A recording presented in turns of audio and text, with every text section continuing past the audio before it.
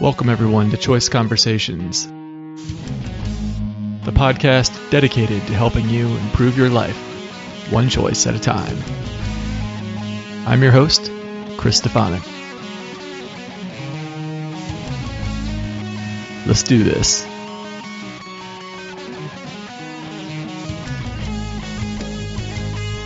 Hey gang.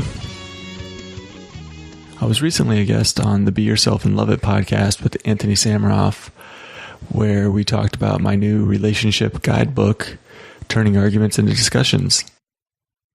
Being able to peacefully resolve conflict is one of the single most important things that any successful relationship needs to have.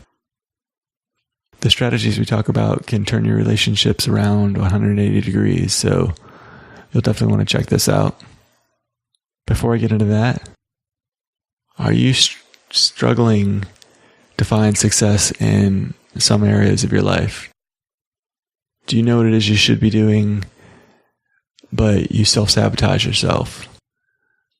I don't know of any better way to deal with this than one-on-one coaching sessions.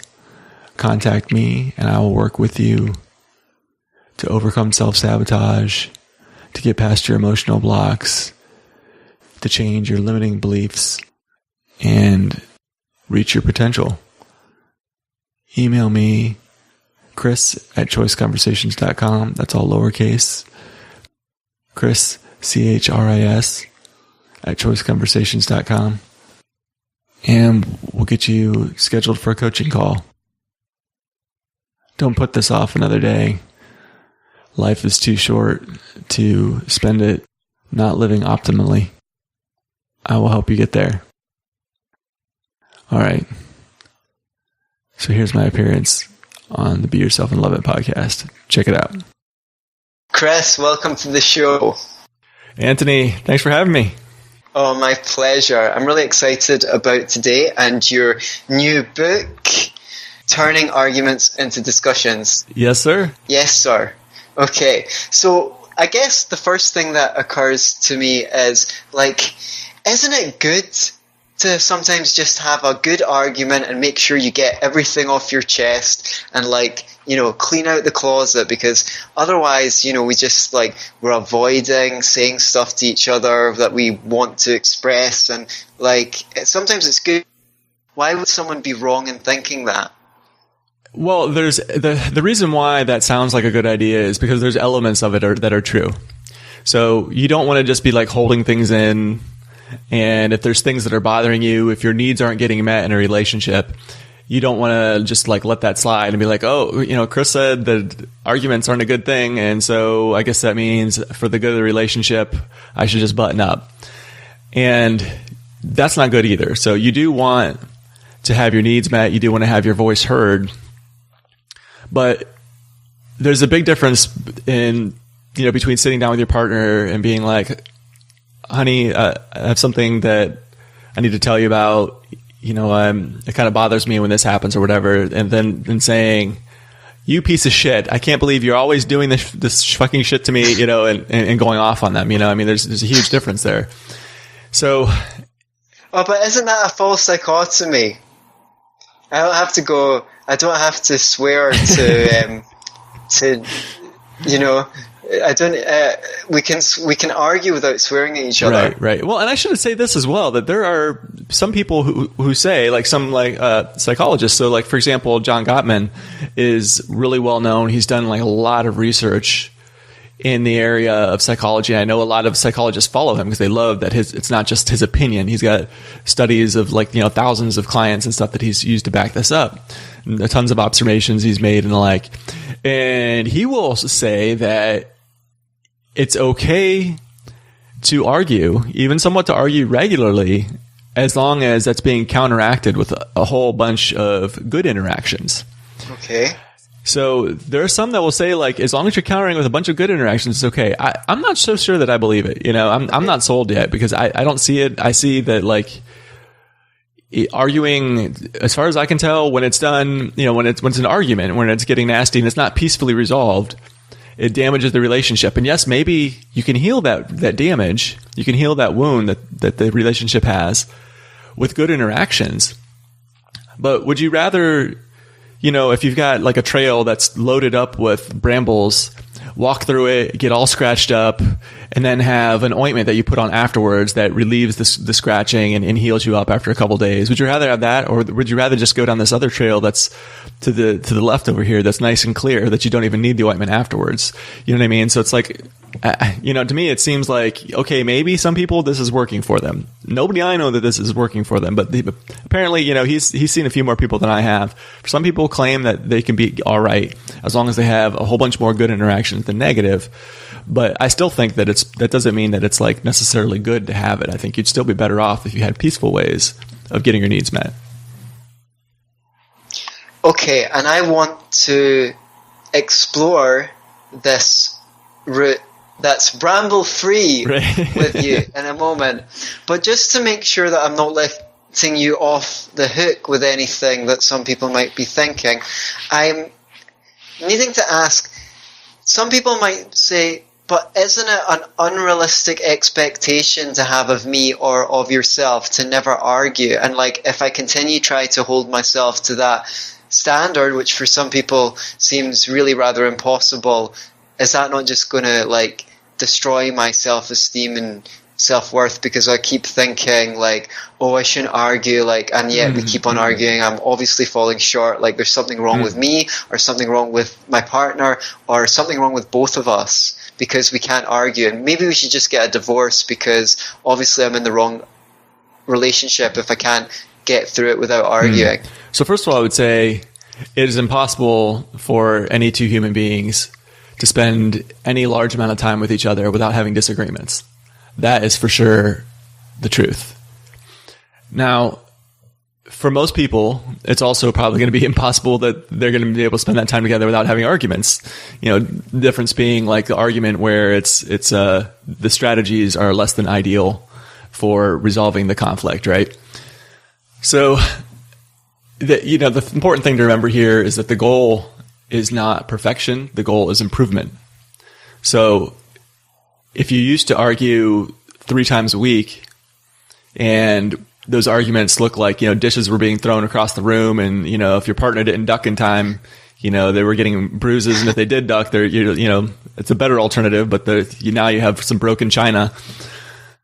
Well, that's what they get for not cleaning them before I get home. How many times have I said, I like the kitchen tidy, Chris? Right, exactly. Well, I mean, there are cases where maybe throwing some dishes is in order.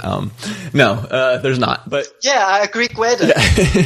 Yeah. But if you're arguing 3 times a week and some of those arguments are pretty nasty, and you get to the point where you're arguing once every other week, and maybe it's not quite so nasty, that's a big improvement. That's a huge improvement. That's a huge improvement. Yeah. So, I mean, just try to get better and, realize you're a human being and, always do your best. Some days your best might look like an argument where, you refrain from picking up the dish and throwing it across the room, but you still screamed at your partner. Some days you don't have as much resources as you do on other days. Maybe you're tired. Maybe you're not feeling well. You're hungry, or whatever the case may be. Maybe a bunch of other people unloaded on you earlier in the day and used up all your willpower. Whatever the case may be, you don't always have all the resources that you have available on, some days are more resourceful than others. So just recognize that your best looks different from one day to the next. And in context, your best can be a lot different. It can be, when don't have as many resources, your best is going to look a lot different. Yeah, don't mess with me when I'm hungry, man. Yeah. or when I've not had enough sleep. So, okay, I hear what you're saying, and I'm looking forward to learning more. I am reminded of a video that I put up on my YouTube channel called I Have to Assert Myself Again, and it's like that feeling of like, right, okay, I've got a need or something like that, and now I need to go into my relationship or a friendship and express my frustration, and it's just so annoying. Like, why do I even have to be put in this position where I have to like figure out how to be assertive because I'm used to being like a extraordinary people pleaser. And I talk a little bit about using opportunity to assert yourself, or rather seeing the fact that you have to assert yourself as an opportunity to learn to be more assertive. And that's not necessarily easy, but it takes some of the pressure off, because rather than see this situation as oppositional, go, well, look, this is a skill that I obviously need, because if I didn't need it, then I wouldn't be like so annoyed about it. And that reminds me of the first section of your book, which says disagreements are opportunities. Tell us about that. Right. Yeah, they're opportunities to grow closer to your partner. So think about... Really? They are. So imagine a scenario where maybe this is like the workplace, and you've got somebody new you're working with, and you have a big project that you work with them on, and there's hurdles to get over, but you stick to it. You guys work together, you clear out all the roadblocks, and you successfully get to the end of that project. And you feel a lot better about this work partner, this your coworker. Maybe it's a client you're working with on a project. You feel, a lot closer to them by the time that project's done. I think most of us could probably relate to a scenario like that, where if you look at somebody that's a coworker that you really have enjoyed working with in the past, you've had scenarios like that where you've kind of the work has drawn you closer together, and it's not because it was all easy and lollipops and rainbows. You got drawn closer together because you had to work through some crap. There was some struggles in there, but you did it successfully. So that's one way that's an opportunity for you to really get close to your partner as you're working through these things. Once you've learned techniques for peaceful conflict resolution, rather than this being something that pushes you further apart, it actually draws you closer. And you start, each time it like builds on your confidence in this person, it builds on your goodwill towards this person, and, adds like a positive history instead of a negative history. You've got that positive history to fall back on. And you just feel like after you start racking up the wins that, you can weather any storm, because you've seen storms before and you were able to peacefully navigate them. So it really does present the opportunity for you to draw closer together. Now, it also presents the opportunity, and I didn't really talk about this much in the book. It's really more of like a handbook. Than like a book, when people are thinking like a massive tome of relationship wisdom. It's a handbook to help teach you the strategy to walk through a disagreement without it becoming an argument. But the other opportunity is there's one in there for personal growth as well. You can each grow as individuals, like you were saying, working on your skills for assertion, for getting your needs met, for communication. There are many things you can do on a personal level, as well as working through some of your own garbage that you bring to the relationship from your history, like things like from your childhood, like your spouse is triggering you because they're doing something that your father used to do, or something like that. You know what I mean? It gives you an opportunity to do some house cleaning, look at, I didn't realize I was still carrying that around. What do I want to do about that? Or the worst thing ever, where you hear something escape your mouth that sounds like something one of your parents would say when they were arguing. No, don't make me like them. Right, exactly. Yep. Right. And that's you've not individuated at that point. You're carrying something that belongs to someone else. And they modeled that to you, and it's got messed up somewhere in your program. The program gets flicked off, and you hear yourself speaking in a way that isn't the way that you would like to speak. That ain't you. That's not the real you. It's not conscious. So yeah, I like the term choice. I like the term choice. You've inherited through the people around you strategies for communication. You didn't choose them. And so with a little self-reflection, with using tools like, my book, which you can find at discussions.choiceconversations.com, it gives you the ability to choose what kind of strategies you're going to have to communicate with your partner or anybody else in your life for that matter, rather than just having what was pushed upon you.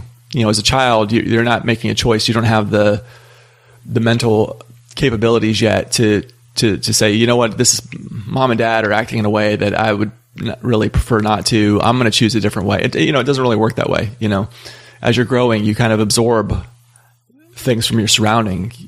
You internalize the people around you. But here's your chance to choose what you want your life to be like going forward, rather than having life just happen to you.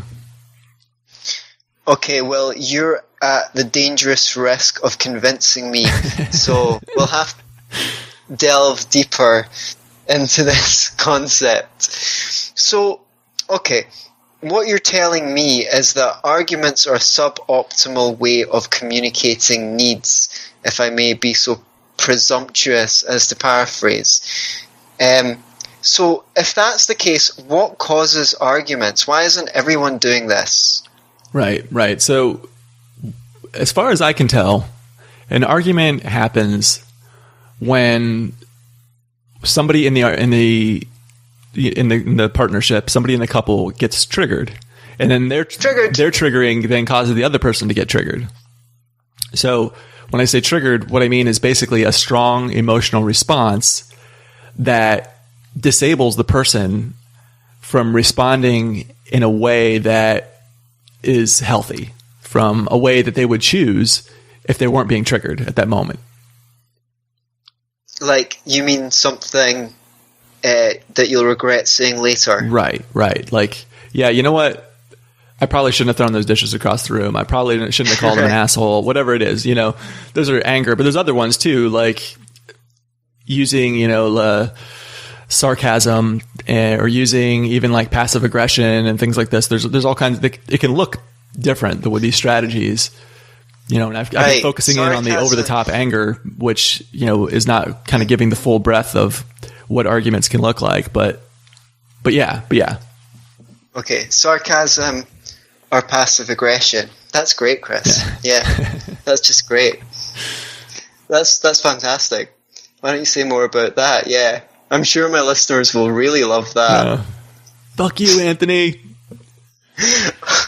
Whoa. That's overzealous anger you're using. The wrong strategy. Yep. So, let's hear a little bit about your vision. Like, okay, so what should we do instead of getting triggered? Right. Well, the important thing is to realize that you're going to get triggered, but is to stop, is to recognize that you're triggered, or recognize that your partner is triggered, and to not continue. That's the key component to this whole book. If you could sum up the strategy in one sentence, it would be recognize you're triggered and stop. Do not, when you're triggered, do not try to resolve the conflict. So that's the first thing. And it's hard because once that angry part of you takes over, or that, that biting, sarcastic part, or whatever part it is, it's real easy to just, like, the train's off the rails, the brakes have been cut and the car is rolling down the hillside towards the cliff. You know what I mean? It's like, it's just really easy to just let it go. It's hard to break that pattern of the brain and put a stop in there and say, wait, no, time out. I've seen this before. Oh, okay. I'm not going to continue to go this way.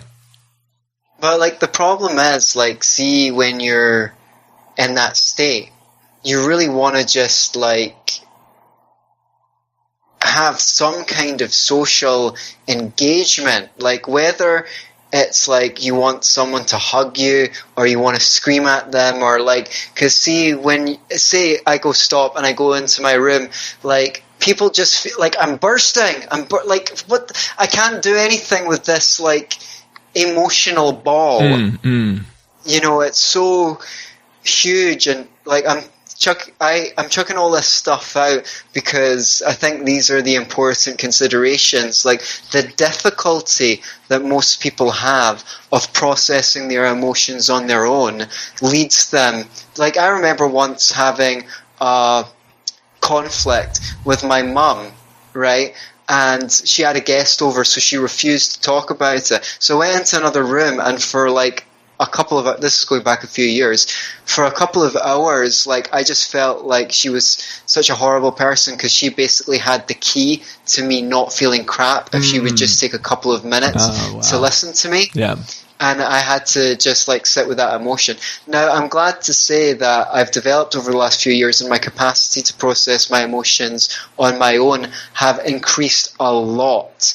But a lot of people are earlier on in their process. And so before we go on with the big picture of turning arguments into discussions, can you speak a little bit to that? Right. So it is difficult, especially if you don't have any skills, because I mean, we're just, in general, we're not taught this. We're definitely not taught it in school. Probably 95, 99. I'm just pulling numbers out of my ass, but I know it's a really freaking high number. Whatever the number is, it's high. Households, parents do not teach their children these methods. We're not taught how to deal with our emotions.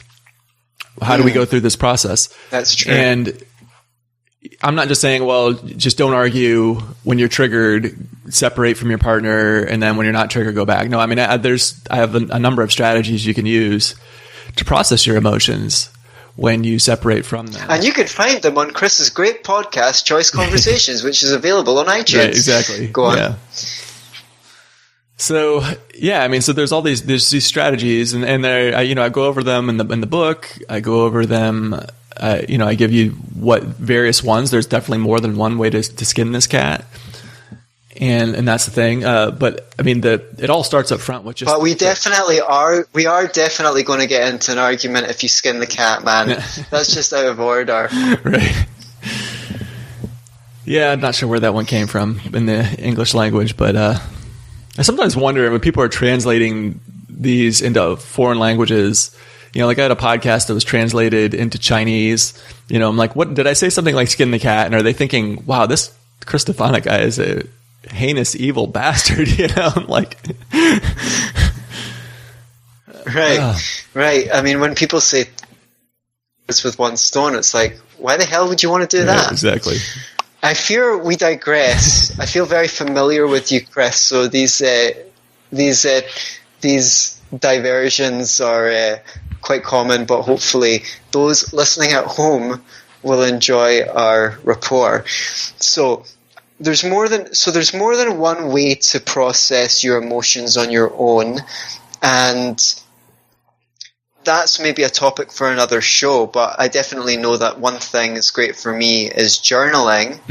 Another thing, I mean, if you're really brave, you could have a friend that you phone up and say, yo, I'm just having an argument with the spouse and I need to cool off and I need someone to talk to. I don't really need any advice at the moment or anything like that, but I just need to get this off my chest so that I calm down and I can go and speak to them. Right. Yeah. I mean, if you have that kind of friendship with someone. Yeah. I mean, just unloading. It's amazing if you just say, I just need to vent and I don't really need advice right now because, people are so wonderful. Yeah. I don't want to vent at her because if I vent at her, it'll just get worse. Right. She doesn't need to hear this, but I do need, I could use some venting. Yeah, well, she's too close to the situation. It's too personal because you're venting about them, so they're not going to be able to take it and just listen without a lot of self-awareness and a lot of skill in this area of being able to separate that. Some people can if but yeah, in general, you want to go vent to somebody else. But there's a lot of things you can do. I mean, even just things like sometimes you just need to do something else. You just need an activity, like go for a walk. Go exercise is really great at relieving stress. Get some chores, be productive, be like, you know what? I'm going to do some dishes. I'm going to turn on some music, put some headphones on and do some dishes. And time will do a lot to bring you down from that place where I know in that moment you're like, this is the most important thing in the world and I cannot let this injustice go, without someone being called to the carpet for this. That's what it feels like in that moment when those emotions are really high. But if you just step back, if you just break the pattern that has been locked into your brain, has just been hardwired into there, and it really, you come down surprisingly fast. if you find, well, if, assuming you're not just like what you were talking about when you were a child, you don't have a strategy to deal with it, and then you're just sitting there stewing on it. In some cases, you don't come down at all for a long time, and you could even like get more riled up. But if you have strategies for coming down, it can be really, really fast. Actually, it can be just a couple breaths. If you have a breathing exercise, can bring you back down. Okay, well, what if my partner is the one that's triggered? Yeah, I would say at that point that I would also stop. So this might what if they don't want to stop? So what I would say to the person is I would say, I love you too much to continue this discussion right now. I care about the relationship too much. It's too important to me. And I don't want it to be damaged. I know right now you're really wanting to have this is really important to you, and you really want to talk about this right now, but it's not as important as our relationship. So I want you, I care about you, and that's why we're going to separate now, and we'll come back and we'll look at your concerns when we all feel a little more calm. Well, if you really cared, then you'd listen to what I have to say. Right. I mean, you just have to put your foot down and then be like, look, I'll be back, and you said, and what you want to do is you want to make sure, and I go over the steps in my handbook. You don't want to just be like, leave the room and not tell them that you're going to come back and address this, because then they can actually feel like they're abandoned, or look, just walk away, Antony, right. Just like you always do, just walk away. You want to make sure you're like, and have it like a fixed time you're going to come back. So I recommend like 10 or 20 minutes, but say, look, we'll come back and we'll look at this in 10 minutes. And, if we're in a better place then, a more resourceful place to make some progress on this issue, then we'll handle it then. And so then you set a timer, you leave, you come back. And if it's clear that you're still triggered, then what you do is you come back and you say, if you're not ready yet, you tell them, look, I'm really not ready yet. So I'm going to give whatever the time was, double it. So if it was 10 minutes, say, I'm going to give myself another 20 minutes. After 20 minutes, I'm still not ready. I'm going to give myself another 40. If you are ready, if you feel like you're ready, then you ask your partner, I'm ready to talk about this now. Are you ready? And if they're not, say, okay, that's fine. And then you just double the time. And you keep going out. And because of the accumulation of time, this might be like 2-3 years later. It's exponential growth. So actually, sometimes I find that it's not necessarily a bad thing to speak about a conflict a couple of days later. There are times where that is like totally okay, because see, when you've got the perspective on it, you bring that perspective. Like, I've had this vision of myself like processing as, even over days or weeks or months, depending on what the situation is, it might not necessarily be an argument, it could be a life event. I've gone through so many emotions and views on that event that I can look back. This is what I thought about it when I was sad. This is what I thought about it when I was angry. This is what I thought about it when I was happy. And each of those different views is like a camera looking at the same situation from a different angle. So those different angles are like my advisors. They're like my council of advisors, which each has something to contribute to how I want to move forward on that situation. And that could be useful, a little bit of perspective. So hopefully it doesn't take that long if it's something that's important and urgent. But even you can make use. My experience is you can make use of the things that you were thinking when you were in a poorer state, when you're in a better state. Like, as long as you don't communicate it in the voice that you would have when you were feeling angry or vulnerable or or whatever the thing is, you can still say those things, but you can say them more, well, I was thinking that, I was thinking this, in a more calm adult voice. And even though the words are the same, the energy behind it doesn't introject into the other person and cause further triggering for them, because you're holding your energy to yourself, and you're communicating from that centeredness. And that's a very powerful thing to do, and something that I've mostly learned in the last couple of years and seen positive effects from. Yeah. That's actually a variant of that is one of the strategies I have for what do you do after you're not triggered anymore and you get back with your partner. And one of them is you tell them what you were thinking before when you were going crazy, when you had that emotional part of you had grabbed the wheel and you were about to drive off a cliff, but you stopped yourself.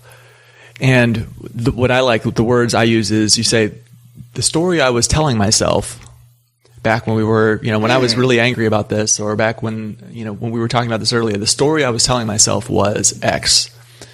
And framing it that way with those words is you can now, first for yourself, you realize that you were telling yourself just a story. And honestly, pretty much like, the majority of what's going on in our brains is just story. It's not actual reality. It's just a story we're telling ourselves.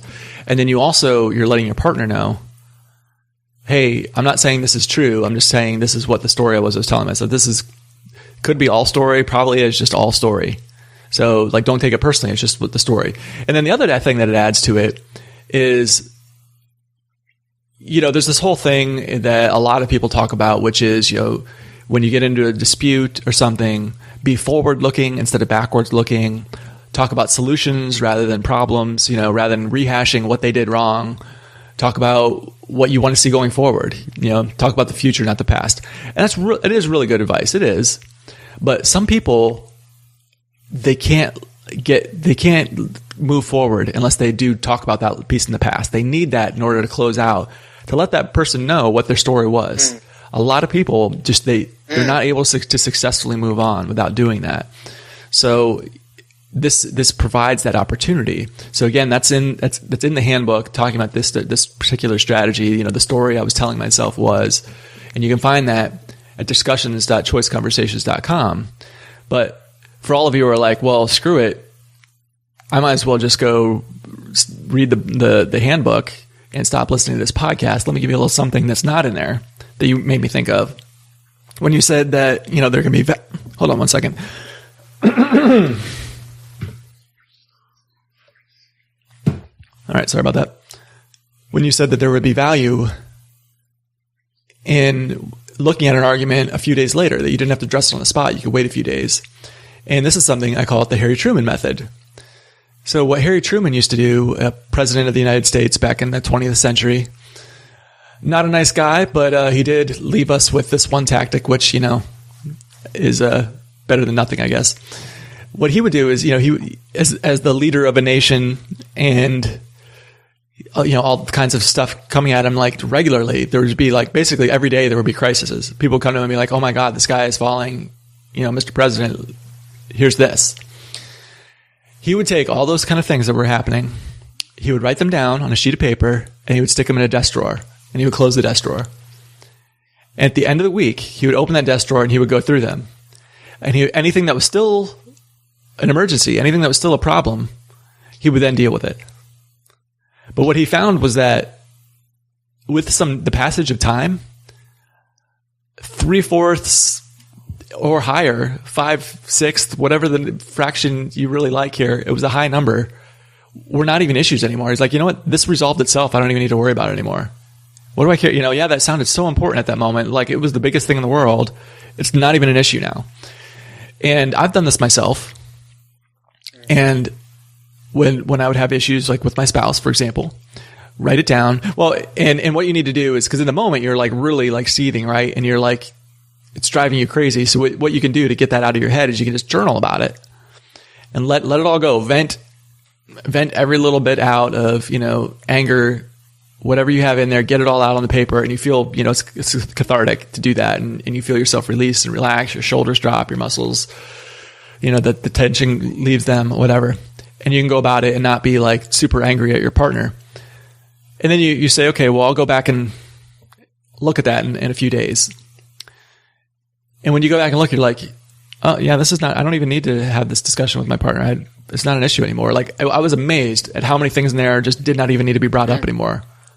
How many arguments were completely avoided because it really just wasn't even an issue. I'm like, in this way,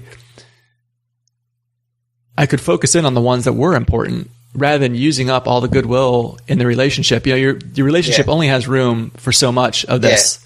It's like you don't always want to be working on your relationship because, as I've said before, a relationship is like a garden. If all you do is like take out the trash and rake up the leaves and pull weeds, you start to hate your garden. And some people get into communication skills or relationship stuff and they feel like they always need to be working on their relationship, but that's not it. You sometimes work on your relationship, but your relationship should be full of not working on it but enjoying it. Right.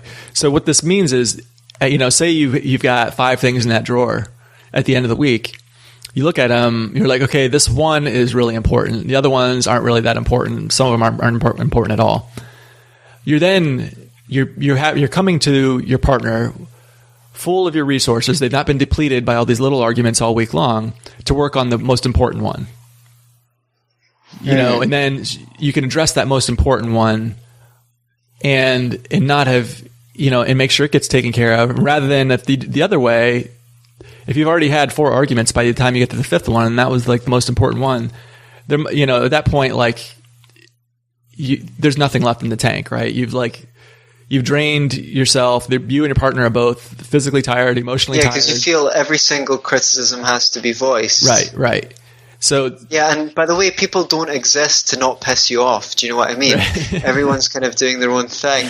And like this wounded part of us, each of us is like a child whose needs haven't been met, and there's an outrage there. How dare the world not conform to be exactly the way that I want it to at all times?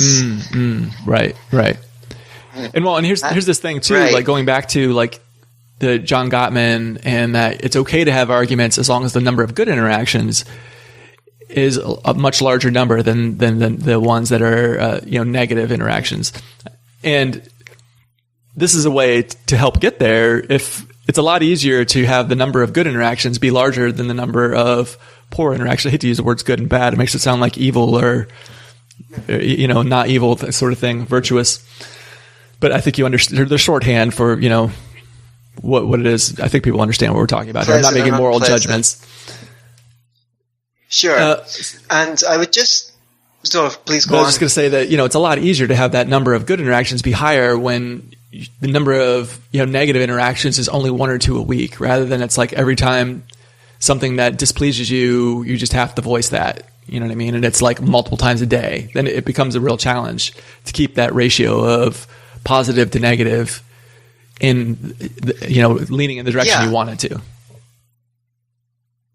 Yeah, and I think it's really important to mention that that's not to say that you swallow everything, but that, in my experience, if you do have a good system for being able to voice differences, the tendency to outrage decreases, because it's almost like, see, when you outrage, it's like that's like emergency mode. It's like your system's going, right, if you don't voice this now, you're never going to do it.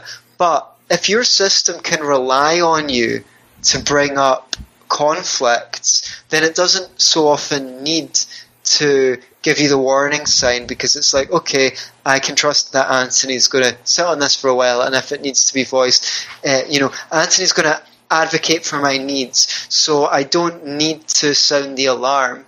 You build that trust in yourself by first-hand experience, not through any conceptual learning. I mean, for example, listening to this podcast is step 1, getting Chris Stefanik's book is step 2, but after that, the real work begins when you start to put some of Chris's approaches into action and get experience doing them. And the more experience you get doing them, the more you'll realize this is really a skill that needs to be learned. And regretfully, we don't get the chance to practice at school. I mean, they could create a class where people did role plays and all sorts of things and got lots and lots of experience using these methods, because as you say, when you're triggered, your ability to think on your feet is very much impaired. However, it's kind of like practicing for a concert. You know you're going to be nervous during your performance. That's why you practice not just until you get it right one time. When you're not performing in front of people, you practice till you don't get it wrong when you're not performing in front of people, so that when you are performing in front of people, it's high pressure, but you've practiced so much that you know what you're doing. And I guess the same has to be said for communication skills. It's like the more opportunity we can get to exercise our communication skills when we're not in a heightened state of tension, the better we'll be at exercising them when we've internalized them. Right. Yeah, that's really, really sound advice. I like that. So, I don't want to give the whole thing away, but let's have some more teasers about the Stefanik method for turning discussions. I'm sure there's a Stefanik method for turning discussions into arguments as well. Right. But that's for the next book. Right. Yeah. For this book, turning arguments into discussions, tell us a little bit about the process. Right. Well, I think a good thing that people will really see the value in is looking at what you're not supposed to do when you come back. So that's one. I have one whole section on what not to do before I get into what you should do, because this, I think, will ring true for people. And then you'll be like, oh yeah, okay, I see that was really not a good way of doing this, right? So I'm a huge Terry Real fan. He's got this book, The New Rules of Marriage. And Terry Real, he talks about there's the five losing strategies, basically. They're called the 5 losing strategies. So the first one is the need to be right. So I don't know that we need to spend a lot of time on this, but just think about when you're arguing with somebody, how much of it is you're trying to show them how wrong they are and how right you are. But I am, Chris. I am. I know, but the thing is, when you're in a relationship, it's not about being right or wrong. It's about, that's the thing why this is so tantalizing, is because often your partner is wrong, Okay. And so you're like, God damn it, you want to let them know just how wrong they are. But, I've heard people say things like, you can be married or you can be right. You pick one. Right. Okay. Especially if you happen to be a man, but I don't want to get into a controversy. Right. So, but it's true though. If you sit there and you look, and this is one of those where you kind of need to ask yourself, what's more important? What happened in the past and showing them how wrong they are, or getting the behavior corrected in the future, so that it's like, okay, say you wanted your partner to do the dishes. They promised they were going to do the dishes and they didn't. Is it more important that you belittle them and show them, no, you did promise. Don't you remember? You promised that, wait, let me go back and check the videotape and show you how wrong you are. Is that more important, convincing them that they did in fact promise you? And they're saying that they didn't promise. They said they might do it. Is that more important? That's two things, or is it more important that they actually do the dishes in the future when you ask them to? You know what I mean? Okay. So what was that you were saying? Two different things there? One is they didn't do the freaking dishes, and 2 is they broke their word. And now they're denying it. So that's like 3 strikes. Right. So 3 strikes, you're out. So what's more important? To show them that they didn't do the dishes, that they broke their word and punish them for that, or that in the future they actually do the dishes and they do keep their word, and you have better understandings about that, which leads up to one of the other losing strategies, which is retaliation. You want to punish your partner because they did some offense to you and they deserve that. Another one is losing strategies, control, trying to control your partner. And people hate to be controlled. Human beings hate this. It's like, think of kids, and they call it the terrible twos. Why is it the terrible twos? The terrible twos is when kids actually learn the word no. And as soon as they learn this word, they love using it. And they're like, oh, you want to control me? No. It's very much in human nature to strive for freedom, to want freedom, and to push back on any kind of constraints against that freedom. You try to control your partner, even like as subtle as you can, they will sniff that out in a second, and then it's on. It's like their defenses are up, and good luck.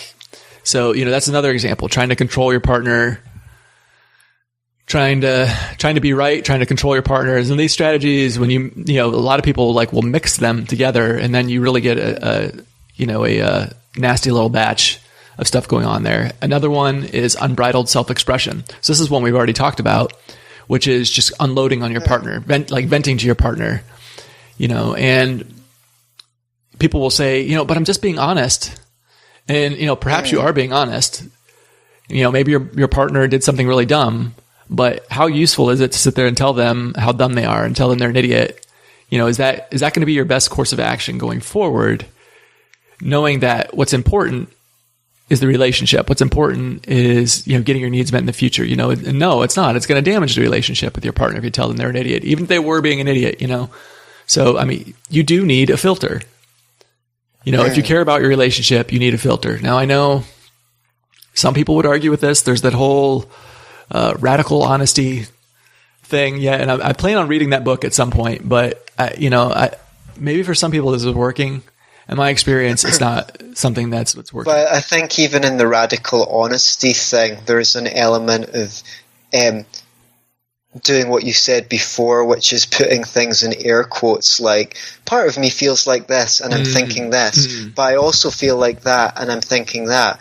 And I think even in the scope of the concept of radical honesty, there is an acknowledgement that not everything we think is true just because we think it. Everything we think seems true when we think it, but these are mostly our interpretations of reality that have gone through our emotional system, which is very keen to distort reality for whatever reason. So can we just list these 5 strategies once more for anyone who wants a quick recap? Sure. So they are, the first is the need to be right.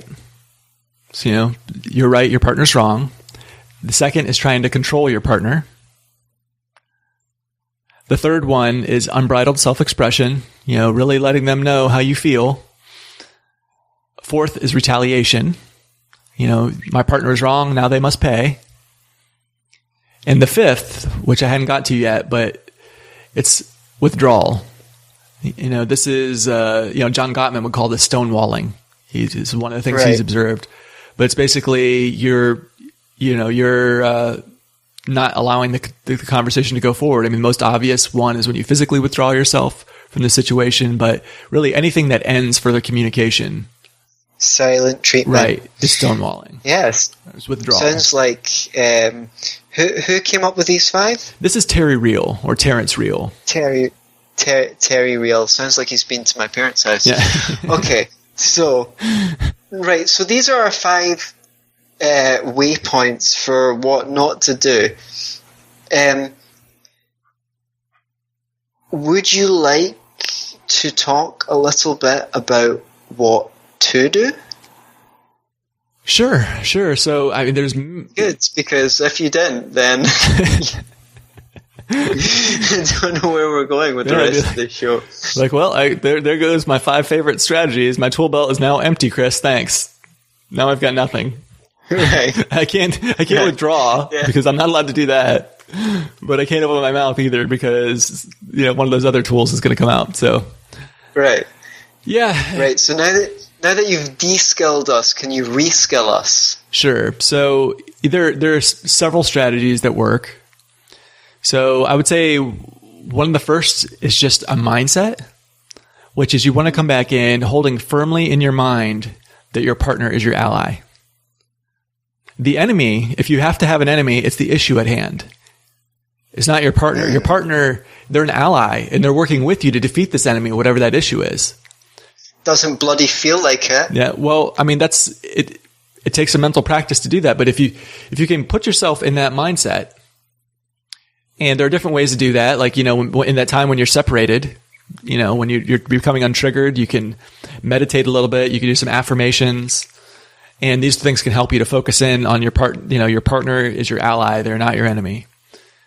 There are things like that. But when you come in, just shifting your mindset to that state can change everything. I could not give you any other tools, and just having that mindset, you'll respond very differently to your partner, and it'll be much more healthy. And the opportunity for the conflict to get resolved peacefully is much higher. So much of what like the conflict happens is you're seeing your partner as an enemy. Marshall Rosenberg wrote Nonviolent Communication. He talks about enemy images. We have enemy images of the person we're talking with. You're not seeing them. You're seeing this creation that you've had in your mind. Again, it goes back to that story. The story you're telling yourself in your mind is this person is an enemy, and that's what you're seeing. You're not actually seeing that real person and hearing the things that are coming out of their mouth. You're hearing the story that you're telling yourself. Terrence Real, he calls it core negative image.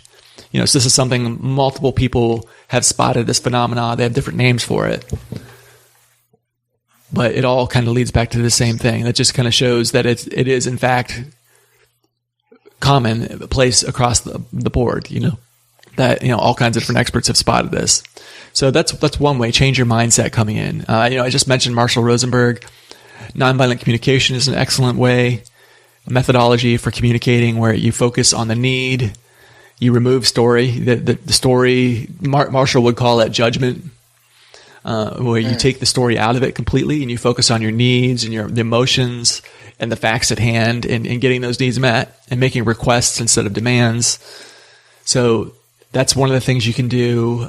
Terry Real, he also has a methodology that looks kind of similar to NVC. It actually has a lot of the same components that NVC has, but in some ways it's maybe superior to what Marshall Rosenberg proposed, because Terry Real, he actually has that piece that I was telling you about earlier where you include your story, where you say, the story I was telling myself was, and then you tell them that, right? And like I said, for a lot of people, this makes all the difference in the world, where it's like, NVC, they could speak that way, but it's like there's a part of them just is not ready to move on and is still living in that past and that argument, that if they just tell their partner how they're feeling, what their story was, then it allows them to put it behind them and move forward. So the fact that it adds that into the mix, I really like that. So that's a strategy. It's like I said, it's very much like NVC. For a lot of people listening to this would recognize that. I've talked about it in the past. But it takes the components of NVC and adds that piece to it. Right. And I would say that NVC does have an approach for that, but it's a bit more in the advanced stuff, which is to say, to use the observation. Sorry, just for anyone who needs a quick catch up. Nonviolent communication helps you identify your judgments from your observations, emotions, needs, and requests. So there's 5 different things that it identifies and helps you to express those constructively. And one way would be to express your judgment as an observation. It says don't express your judgments. Don't say you are so selfish, you are so inconsiderate, because that doesn't really tell someone what to do. That just tells them that you don't like them. You might as well say nothing. It's got no information. It's completely unspecific when you call someone an adjective. It's just basically a hand grenade. It's looking for trouble. It may well help you emotionally vent at the moment, but it's not actually advancing the interaction. It's got no content. So rather than say something like, you're so inconsiderate, you might say something like, I would like the communal area to be tidy when I get home from work. That's a specific request. Now, the NVC approach to doing what you're talking about would be to say, I was thinking, or I'm thinking that, I noticed that I'm thinking, or I noticed that I'm feeling. Then your judgments become observations. But you do need to be careful with it, because it depends on how you express it. It might still sound like a judgment. You could say, I was thinking that you're really inconsiderate, and it might actually just come across the same way. So you do have to be careful. And to come back to the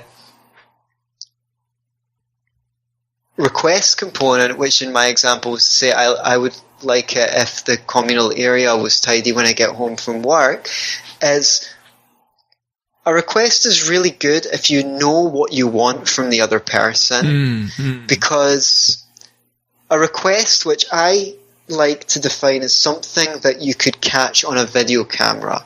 So saying, I want you to be more considerate is not a request because it's too vague. But saying, I get home at 5:30 and I would really like the communal area to be tidy before I get home, you could catch that on, you might have different interpretations of what tidy is, so you could be even more specific than that. I would like all of your papers to be back in the filing cabinet. That's even more specific.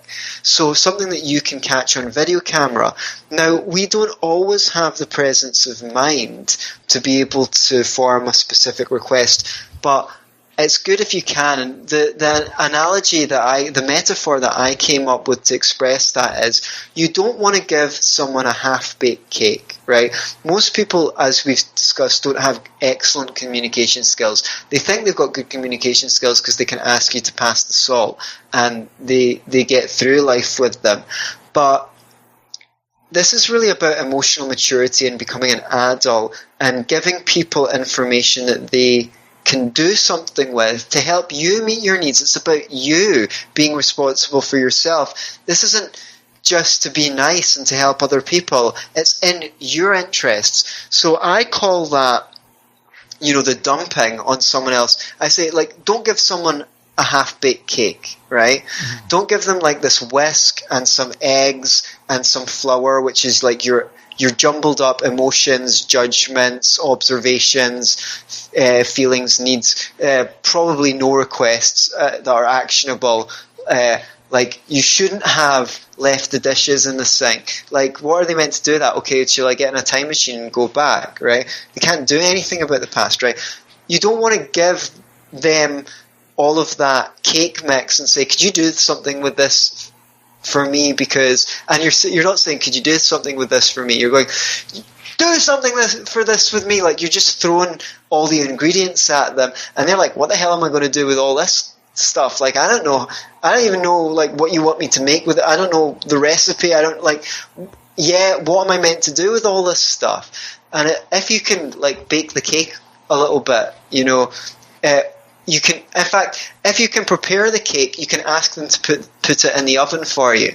That's a very specific request. So, yeah, I'm thankful for the chance to maybe develop that metaphor ad tedium. But I think it's a very important thing to realize, and to get people into the mindset to think about how they can start taking responsibility and become more clear so that they can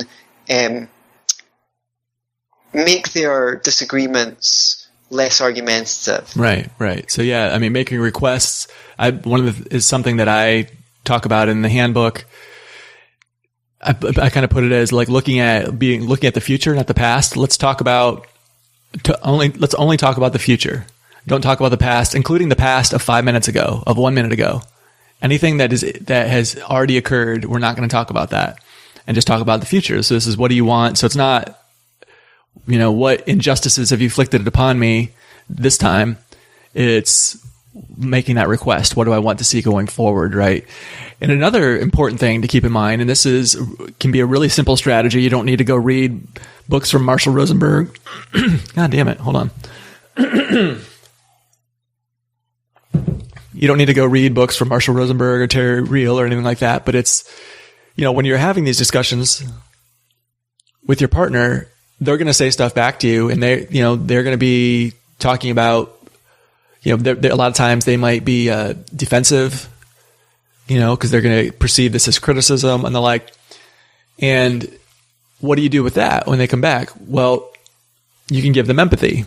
And this, like I said, there's a lot of ways to do this. There's MBC is a formulaic way of giving empathy, and it's a really great method, but it can be really simple. You don't need to read that book. So it could be just rephrasing back to your partner what it is that they were telling you, and maybe attaching emotion to it. So the example I give in the book is, let me see if I understand what you're saying. When I went out to eat with my friends at the expensive restaurant, you became worried. You weren't sure if we'd have enough money to pay the rent this month. Is that right? and you can add that question back on the end to give them a chance to. And then they go, yeah, and also this and this and this. So that gives them permission to dig a little deeper. Right. And then you just keep doing it, and you do it again. And like, okay, so let me see if I got this. And this gives them a chance to get off their chest what it is they're talking about. This gives them a chance to feel like you're listening to them, to be seen and heard, and can really open them up then to the request that you have of them. Be like, oh, okay. Oh, well, now, I've taken the time to really understand where you're coming from. And thank you for sharing that with me. Would you be willing to take the time to understand what it is I'm requesting of you going forward? So, these are there's complex strategies in here. There's simple strategies in here. I throw a whole bunch of them up there and I'm saying, pick which one that you like, which one speaks to you, which one is easiest for you to implement, mix and match. And even if, you find one of these that works for you, you're going to be in a better place than if you're using the old losing strategies that we talked about, that Terrence Real listed. If you're trying to win the argument, quote unquote win, you're going to be in a much better place. So, you don't have to try to do all of these. I don't know that you could, even if you did try, because there's, I give you several different ones, but any one of them, one or two, is going to help you out. And one last time, where can people find this glorious how-to manual on turning arguments into discussions? So discussions.choiceconversations.com will lead you there. So I also have arguments.choiceconversations.com will also take you there. They both go to the same place. So Right. Okay, well, thank you so much, Chris, for coming on the Be Yourself and Love It podcast. It was great to have you. Oh, you're welcome. Anytime, Anthony. Excellent. And you at home, until next week, be yourself. No. Don't just be yourself. Be yourself and love it.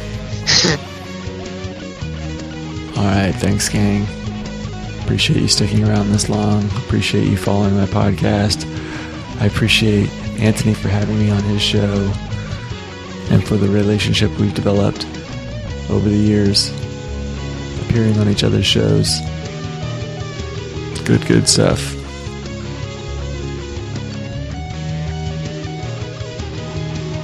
All right, take care of yourself. And remember, make the choice to be great.